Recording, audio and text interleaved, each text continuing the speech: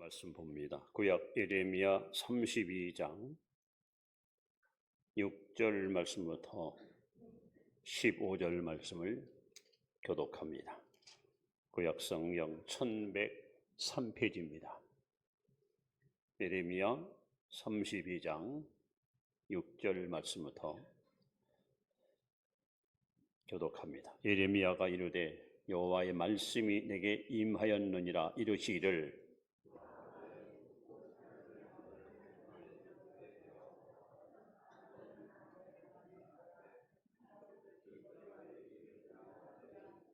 여호와의 말씀과 같이 나의 숙부의 아들 하나멜이 시위대 뜰 안 나에게 와서 이르되 청하노니 너는 베냐민 땅 아나돗에 있는 나의 밭을 사라. 기업의 상속권이 내게 있고 물을 권리가 내게 있으니 너를 위하여 사라 하는지라. 내가 이것이 여호와의 말씀인 줄 알았으므로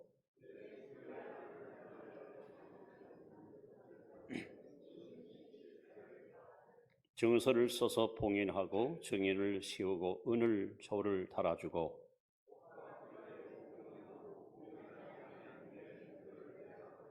나의 숙부의 아들 하나멜과 매매 증서의 인친 증인 앞과 시대 뜰에 앉아 있는 유다 모든 사람 앞에서 그 매매 증서를 마세야의 손자 네리야의 아들 바룩에게 붙이며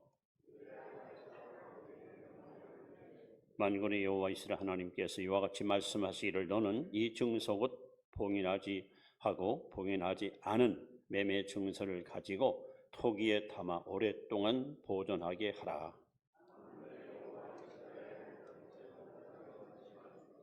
사람이 이 땅에서 집과 밭과 포도원을 다시 사게 되리라 하셨다 하니라. 아멘. 함께 예배드려서 행복합니다. 인사합시다. 믿음으로 승리하시 바랍니다.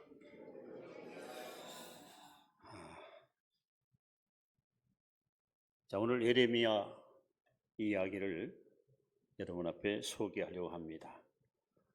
역사적으로 BC 587년 남유다 왕국은 바벨로니아에 의해서 멸망을 당하게 됩니다. 멸망의 원인은 하나님의 계명과 법들을 저버리고 우상을 숭배하여 하나님의 노여움을 촉발시켰기 때문입니다. BC 722년도에 북이스라엘이 멸망당하더니 약 130년 후에 남유다 왕국도 멸망을 당하고 말았습니다. 안타까운 것은 하나님의 종 예레미야가 하나님께로부터 메시지를 받아요. 그런데 그 메시지는 어떤 긍정적인 메시지가 아닙니다. 백성을 향해서 그는 외칩니다. 이 나라는 망합니다.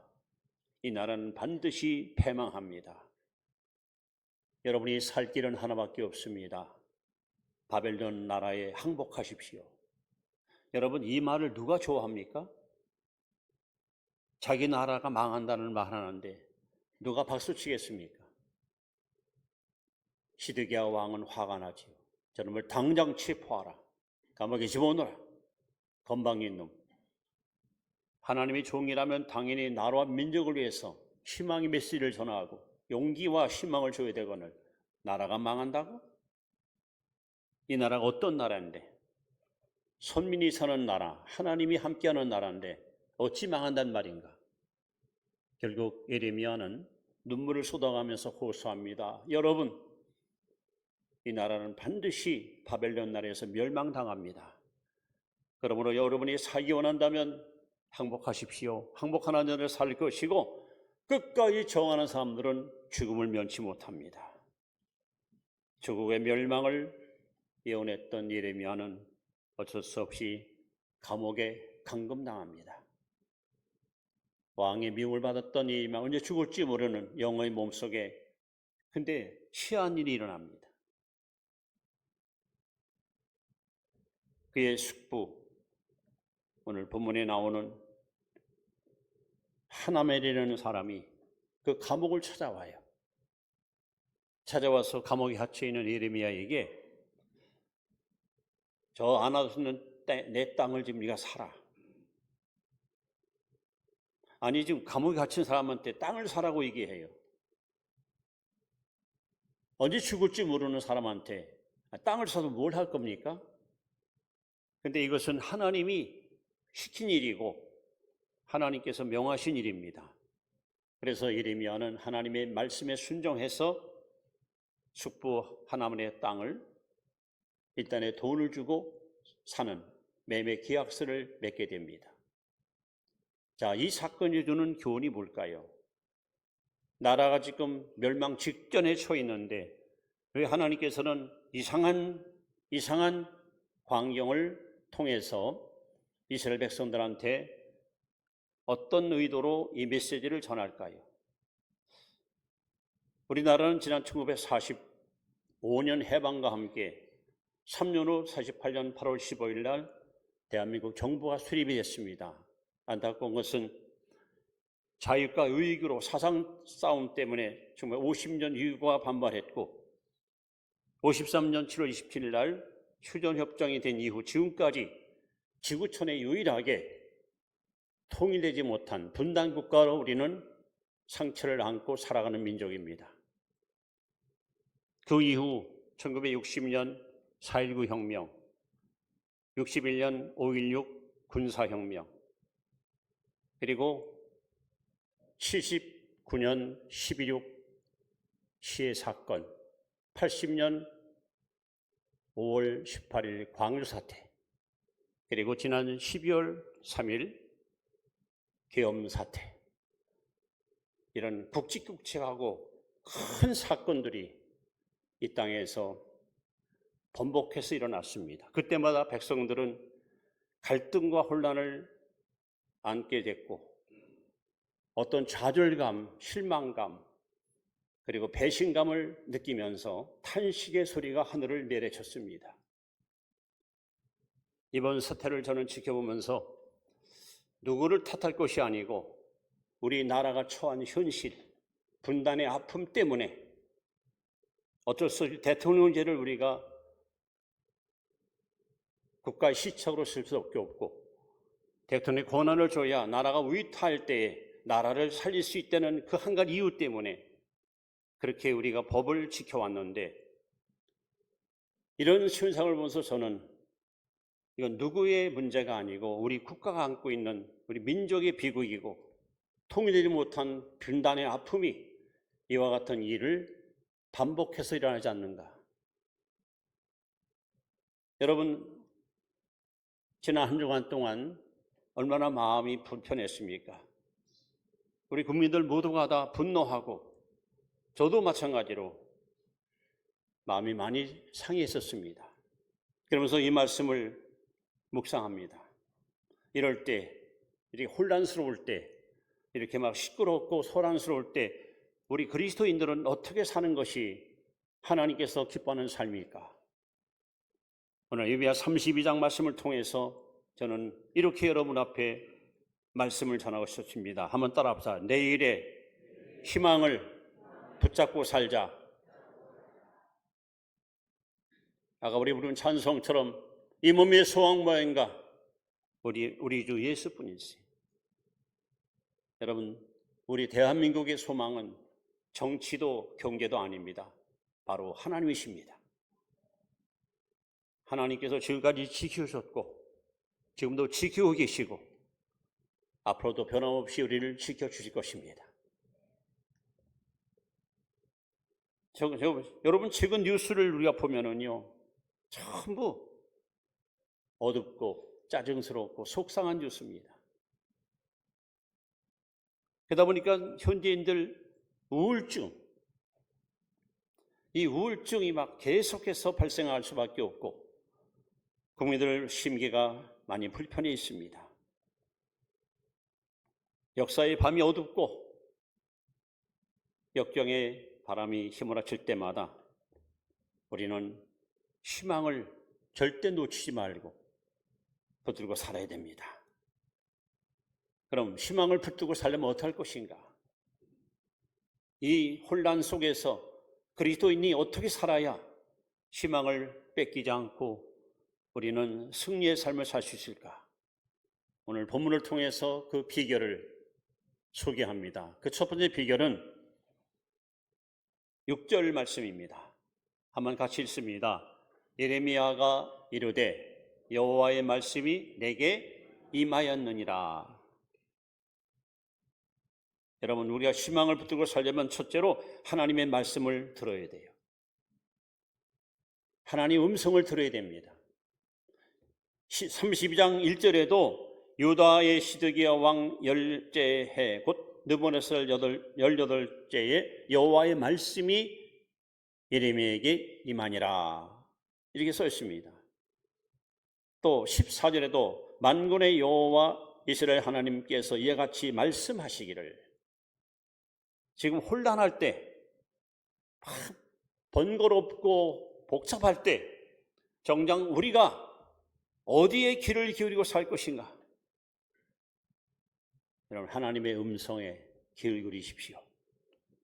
세상에 어지르면 제일 빠른 뉴스가 뭡니까? 유언비어입니다. 가짜 뉴스가 굉장히 횡행합니다. 그리고 뉴스에 사람들이 초점을 맞추게 되고 앵커맨들의 말 한마디에 막 격분도 하고 또 흥분도 하고 또 어떤 때는 막 웃기도 하고. 여러분, 여기에 현혹되지 마십시오. 우리가 가져야 될 진정한 것은 영원히 변함없는 하나님의 말씀, 하나님의 음성, 여기 귀를 기울여야 됩니다. 그래야 희망이 있습니다. 하나님 말씀 외에는 절대 우리에게 어떤 희망도 여러분 기대하지 마십시오. 왜? 하나님은 신실하십니다. 당신이 하신 약속을 반드시 이행하시는 거짓 없는 하나님이 바로 우리 하나님이십니다.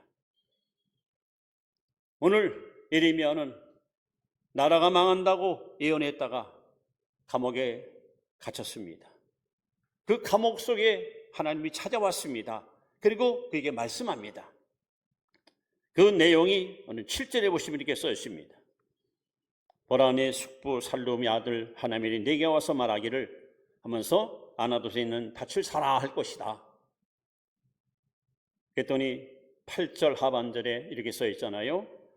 이것이 여호와의 말씀인 줄 알았다. 우리 숙부가 나를 찾아온 것이 면회를 온 줄 알았어. 고생 많지 조카?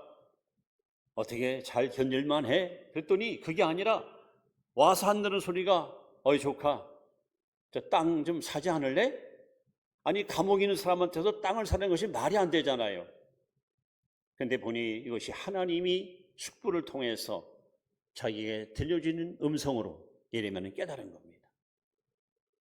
성도 여러분, 이스라엘 민족들이 애굽을 탈출해서 가나안으로 진군할 때 제일 먼저 홍해 바다 앞에 큰 난관을 만나게 됩니다. 여러분, 백성들이 어려운 문제가 눈앞에 다가오면 이구동성으로 다 원망합니다. 불만을 털어놓습니다. 왜 우리를 이것으로 인도했냐고. 백성들은 아우성칩니다. 파도치는 물결소리와 같이 그들의 목소리도 온통 요동치고 있습니다. 그러나 하나님의 음성은 그들에게 들려오지 않습니다. 무릎 꿇고 기도하는 모세에게 하나님의 음성이 들려옵니다. 모세야, 저들을 두려워 말라. 내가 보는 애굽 백성을 다시는 보지 못할 것이다. 내 지팡이를 가리켜 바다가 갈라지게 하라. 여러분, 결국 하나님은 200만 넘는 이스라엘 백성들이 아니라 기도하는 사람, 무릎 꿇는 사람 모세에게만 음성을 들려줍니다. 오늘 이렇게 전국이 혼란스럽고 나라가 요동칠 때 우리에게 필요한 것은 하나님의 음성입니다. 그 음성을 들어야 희망이 생깁니다. 그 음성을 들을 때 우리는 용기를 발할 수 있습니다. 하나님의 음성은 여러분 지금도 지속적으로 우리에게 들려옵니다. 여러분, 영적 사이클을 잘 맞추면 하나님의 음성이 명료하게 우리에게 들려옵니다. 때로는 꿈을 통해서 하나님 우리에게 말씀합니다. 때로는 이렇게 기도 중에 하나님 음성을 들을 수 있습니다. 때로는 이렇게 설교 시간에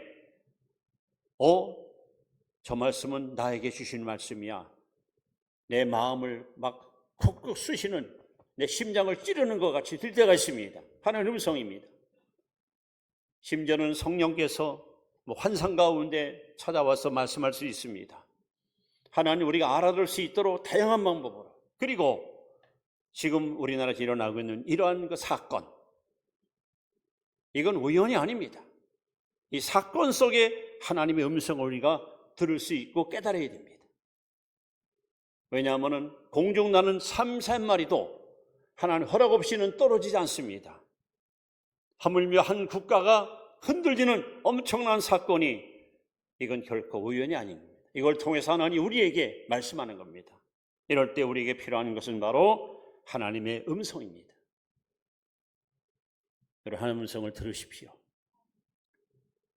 뉴스에 여러분 너무 민감하지 마시고 성경을 보십시오.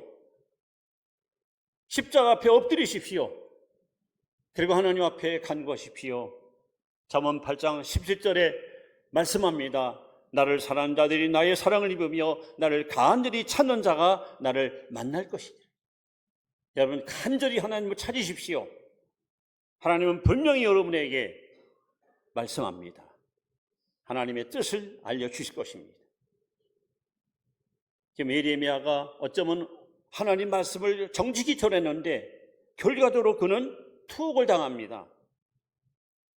언제 죽을지 모르는 영혼의 몸속에 감옥에서 하나님의 음성을 듣는 거예요.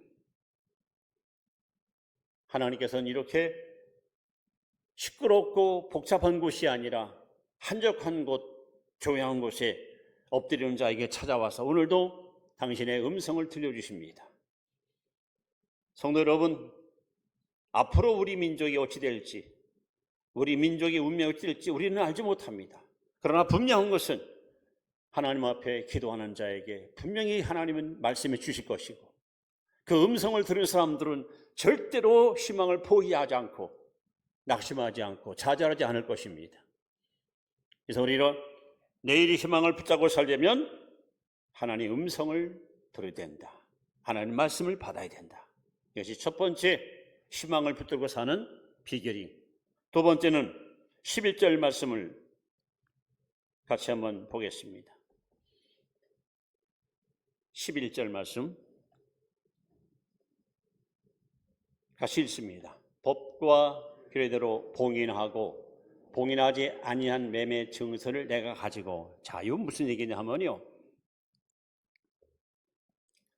사람들이 말이죠, 이렇게 시대가 어둡고 절망적이면 대부분의 사람들 마음속에는요 극도 이기적인 생각이 꽉 들어찹니다. 나만 살겠다고. 심지어는 돈 싸들고 외국으로 도망갈 수도 있고 매점매석하는 일도 일어날 수 있습니다. 혼란스러울 때. 남이야 살던 죽던 상관없이 나만 살겠다는 극단적 이기주의가 이렇게 혼란할 때 반드시 여러분 발생하거든요. 자, 그런데 하나님은 예레미야에게 이렇게 지시합니다. 땅을 파는데 매매 증서를 계약하는데 2통을 쓰라는 거예요. 2통. 자, 뭐라고 썼습니까? 2개를 작성해서 영구 보존용이 하나 있고 그 다음에 일시적인 보관용이 있어요. 그리고 이 땅을 산다는 것은 어찌 보면은 여러분 어리석은 일이에요.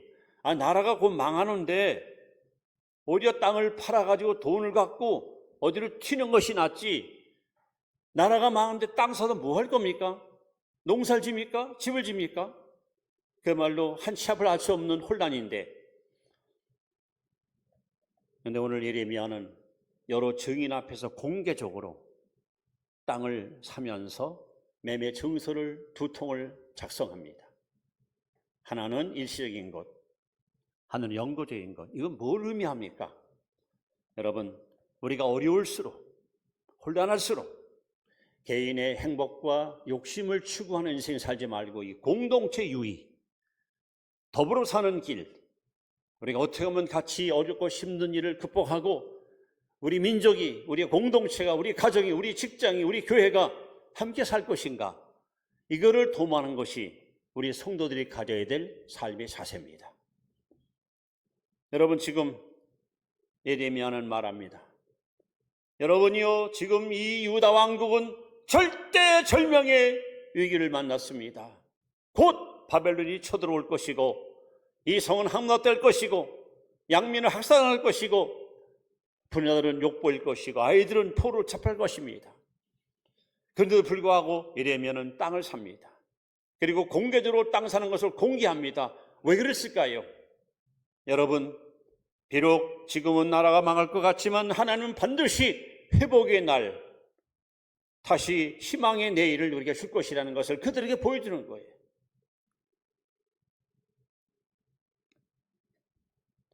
우리가 사도행전을 읽어보시면 제일 많이 등장하는 단어가 있어요.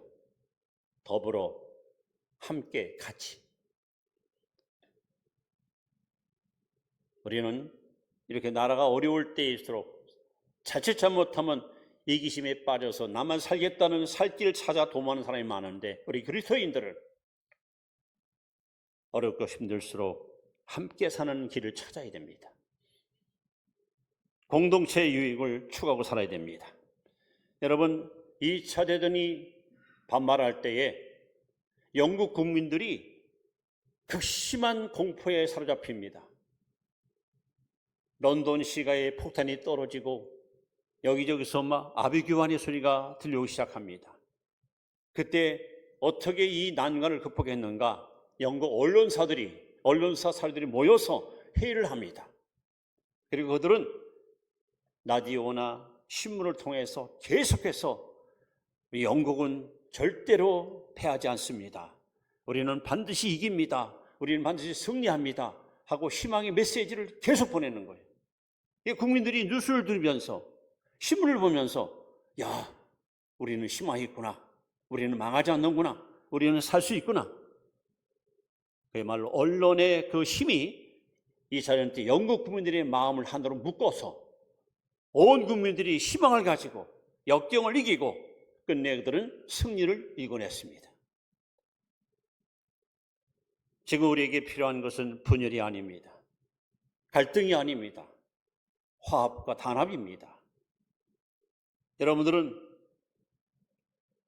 누가 옳고 그름을 따지거나 판단하지 마시고 그리스도인이라면 우리 국민을 좀 품을 수 있는, 우리 국민을 끌어안을 수 있는 그리스도의 마음을 가지고 살아야 됩니다.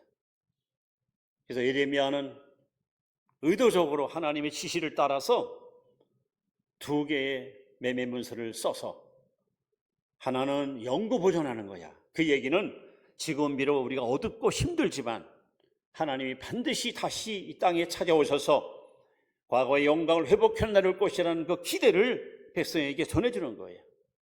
그러니까 백성들이 그걸 보고서 포기하지 말자.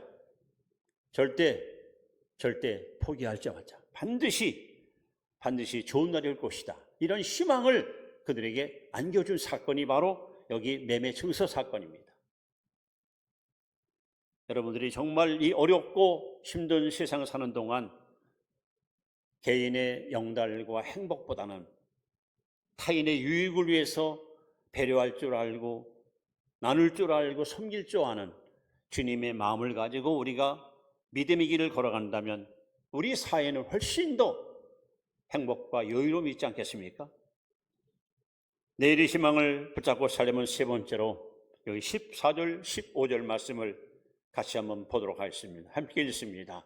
만군의 여호와 이스라엘 하나님께서 이와 같이 말씀하시기를 너는 이 증서 곧 봉인하고 봉인하지 않은 매매 증서를 가지고 토기에 담아 오랫동안 보존하게 하라. 만군의 여호와 이스라엘 하나님께서 이와 같이 말씀하시니라. 사람이 이 땅에서 집과 밭과 포도원을 다시 사게 되리라 하셨다 하니라. 보십시오, 여러분. 증서를 2개 만들었는데 하나는 일시적인 거고 하나는 영구적인 겁니다. 그거를 독에 담아서 묻어두려는 거예요. 그러니까는 오랫동안 좀 시간이 지나겠지만 세월이 흐르고 나면 반드시 너희들이 다시 조국에 돌아와서 행복한 나날을 살 것이라고 하나님께서 말씀하셨습니다. 여기서 우리는 희망을 붙들고 살기 위해서 여러분이 가져야 될 중요한 자세가 있습니다. 세 번째가 바로 미래를 바라보는 안목을 가져야 돼요. 미래를 바라보는. 여러분, 우리가 사는 세상, 디모데후서 3장 1절로 5절에 보시면 말세가 되면 사람들의 마음 상태가 어떤 것인가 아주 자세히 거기 예고되어 있거든요. 그 중에 뭐라고 써 있냐면은 사람들은 조급하며 절제하지 못하며. 오늘 우리가 사는 세상 사람들 마음이 조급합니다. 절제하지 못합니다. 빨리 뭔가를 결과를 보고 싶어하고 빨리 어떤 승부를 거두려 하고. 근데 우리 그리스도인들은요, 현묘경이 아닌 만원경 갖고 인생을 살아야 돼요. 먼 미래를 바라보는 이 안목이 필요합니다. 여러분, 가까운 서해 바다에 한번 가보시면 혹시 여러분들이 푸르른 파도를 보기 원한다면 물때를 잘 따라가야 돼요. 갔다가 물이 다 빠져나간 그런 서늘한 갯벌을 볼 수 있어요. 이렇게 바다에도 보면 썰물과 밀물이 항상 교차하잖아요. 우리 인생도 마찬가지입니다. 어느 때는 여러분의 삶 속에 행복이 떠난 것 같고 여러분 희망이 떠난 것 같고 그야말로 막 썰물처럼 모든 을씨연스럽고 삶이 참 힘들 때가 있습니다. 아유, 언제까지나 이렇게 살아야 되나? 나는 언제나 건강을 회복받을까? 언제나 우리 가족들이 서로 화목할까? 언제나 직장 생활이 행복하고 하는 일들이 잘 풀릴까? 여러분 다 모두가 안타까워 마음 졸인 일들이 있을 겁니다. 여기서 우리가 가질 것이 뭡니까? 반드시 밀물이 옵니다. 밀물. 조금만 기다려보세요. 밀물이 밀려와요. 반드시 옵니다. 저는 구름이 많이 낀 날 종종 하늘을 이렇게 늘 바라봅니다. 그러면서 저 혼자 이렇게 읊조립니다. 하늘에 떠 있는 먹구름이 태양빛을 가릴 수 있어요. 그러나 그것은 잠깐입니다. 조금만 기다리면 먹구름은 거칩니다. 그리고 태양빛은 더 찬란하게 나에게 비추옵니다. 여러분의 삶 속에 먹구름이 꼈습니까?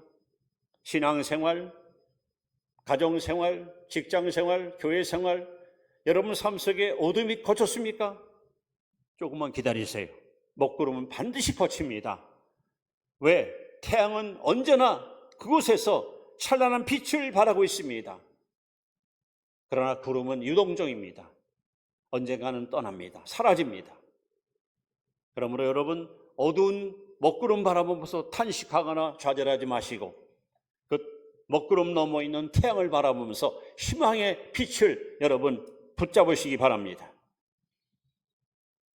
우리가 매일같이 자고 나면 새날을 맞이하잖아요. 여러분 밤이 영원합니까? 지나면 새벽은 찾아오고 찬란한 햇살은 다시 떠오르잖아요. 그러므로 우리는 이 땅에 사는 동안 당장 눈앞의 것에 급부하지 마시고 좀 먼 안목, 먼 미래를 바라보는 이 안목이 필요합니다. 그래서 오늘 예레미야가 이 매매 증서를 항아리에 담아서 묻어놔요. 그리고 하나님께서 말씀하잖아요. 오랫동안 보존하라. 그리고 뭐라고 말씀합니까? 다시 포도원을 살 날이 온다. 과연 하나님의 말씀대로 이스라엘 민족은 안타깝게 587년에 멸망을 당했지만 그 후 70년 후에 하나님의 예언대로 이 예언대로 70년 만에 고레스 왕에 의해서 이스라엘 민족이 고국으로 돌아오는 민족 해방의 기쁨을 그들은 맛보게 됩니다. 여러분 알렉산더 대왕 많이 들었을 거예요.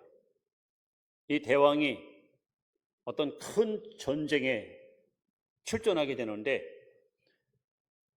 전쟁에 출전하기 전에 휘하 장무들을 다 불러놓고 자기 그 창고에 있는 금은 보화 아주 비싼 선물을 다 나눠주는 겁니다. 이게 장무들이 황송해가지고 폐하 이렇게 다 나눠주면은 폐하는 쓸 것이 없지 않습니까? 어째서 다 나눠주십니까? 했더니 여보게 저 창고에는 내가 가장 아끼는 진짜 보화가 따로 있다네. 시하 장군들은 야, 우리 임금님께서 우리에게 나눠준 것 말고 더 좋은 게 나보다. 그래서 그것이 뭡니까? 내가 가장 아끼는 보화는 바로 희망일세. 희망. 성도 여러분, 나라가 어둡다고 시끄럽다고 여러분 요동치거나 흔들리지 마십시오. 하나님 살아계십니다. 이 민족을 하나님이 다스리십니다. 그리고 저는 벌써 52년 통일을 놓고 기도하는데 하나님의 때가 임박한 것을 직감할 수 있습니다. 여러분, 우리나라 해방도 그랬어요. 해방 때도 보면은 모두가 포기했었습니다. 이제는 끝났다. 이 나라는 영원히 해방은 오지 않는다. 그럴 때 호련히 해방이 왔어요. 통일도 호련히 올 수 있어요. 호련히. 그러니까 우리는 절대 희망을 놓치지 말고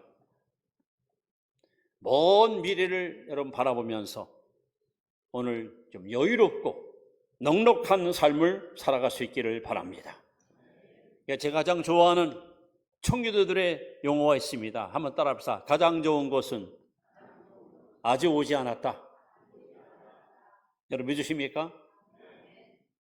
자, 이제 말씀을 이렇게 마무리합니다. 예레미야 29장 11절 말씀을 하나님 말씀입니다. 우리 함께 읽겠습니다. 시작. 여호와의 말씀이니라. 너희를 향한 나의 생각을 내가 아나니 평안이요 재앙이 아니니라. 너에게 미래와 희망을 주는 것이니라. 하나님은 저와 여러분에게 재앙을 주지 않습니다. 평안을 주십니다. 희망을 주십니다. 지금 이 나라 정국이, 이 나라의 역사가 어느 방향으로 흘러갈지 우리는 다 걱정하고 있습니다.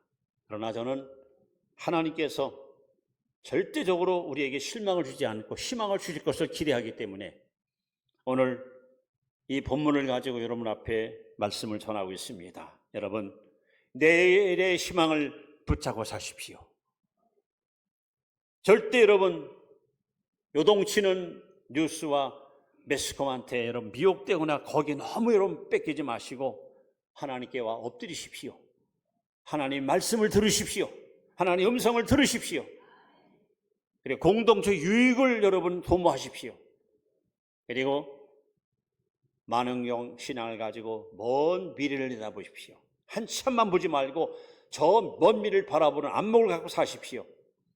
하나님께서는 오늘 주신 말씀처럼 우리에게 희망을 주시고 평안을 주시고 믿는 우리에게 좋은 것을 주시는 우리 하나님이신 줄을 믿습니다.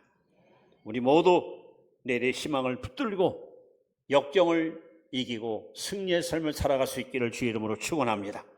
기도합니다.